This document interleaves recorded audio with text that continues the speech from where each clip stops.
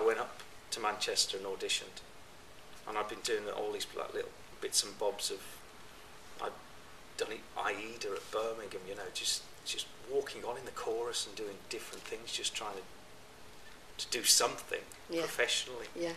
And any piece of work that I could. Right.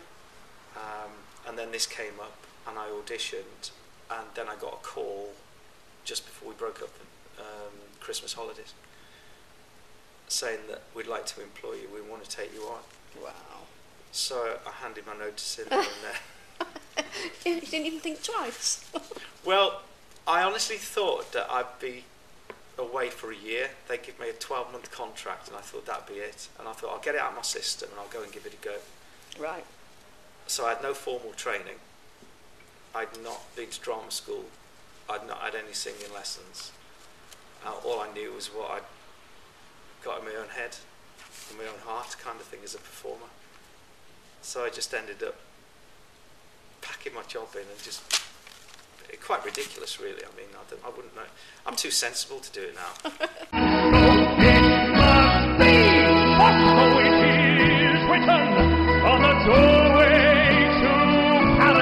I went down to London and not knowing anything about the business at all, and joined in this cast of people that I'd been to see the year before on stage. I was so fortunate, and I think I keep quoting this in our programme, our brochure for Beyond the Barricade, and I do a lot of master classes now and teach people, and these are the words that I use. Were, if I'd have gone to drama school, and I don't, of course, I'm not knocking anybody that goes to drama school, I would not have got the grounding in theatre that I got in Les Mis, because I was dealing with John Caird and Trevor Nunn, who were the original directors of Les Mis, and they came up to Manchester, and of course their connection also was with the Royal Shakespeare Company.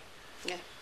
And it was just the most incredible 12 months of learning and an experience which kind of has lasted me a lifetime. Let those who falter and those who fall must pay the price. So I'm surrounded by these like icons of musical theatre that general Joe public wouldn't know who they were, but because I had a keen interest in musical theatre, it was scary. It was scary to be plonked in the middle of that environment. And I did wonder for the first couple of days, what on earth am I doing there? I think I've been the only resident director that's been actually in the show, performing it, and at the same time. At the same time, you kind of just have to switch off from looking at it too objectively as a director when you're performing it, and stop looking around the stage and thinking, what's that actor doing, and are they doing that right? Are those lights going on at the right time? Is the revolve turning at the right time? Or is the barricade light coming on? You have to forget all of that and just go on and do it as a straightforward actor.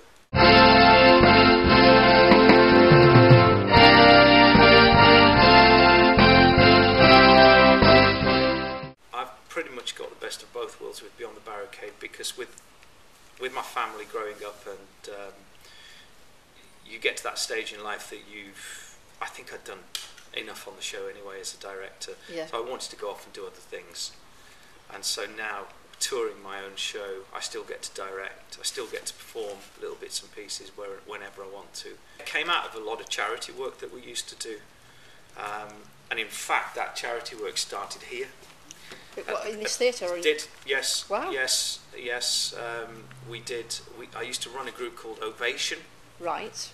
Which, no doubt, quite a few people living in and around the Cannock Chase and Stafford area will remember the group for its fundraising activities. Right. The Prince of Wales at Cannock and the Stafford Gatehouse, where I kind of home to do these charity concerts. So I used to be a member of Cannock Chase Operatic Society and Stafford Operatic Society. Rugeley Operatic Society as well. Wow.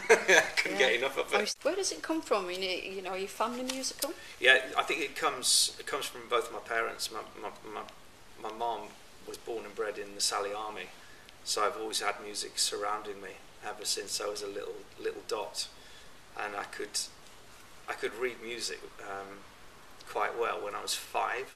I don't think I ever wanted to be kind of a mega movie star or a musical theatre star. I just wanted to be a jobbing singer and director and MD and everything else. If you had to choose between acting, directing, MD, what? That's a really difficult one because it's kind of like I'd like to be really selfish and say that if a show came up, like I've always wanted to do Jekyll and Hyde, and if Carousel came up now, probably a bit old to play Billy now.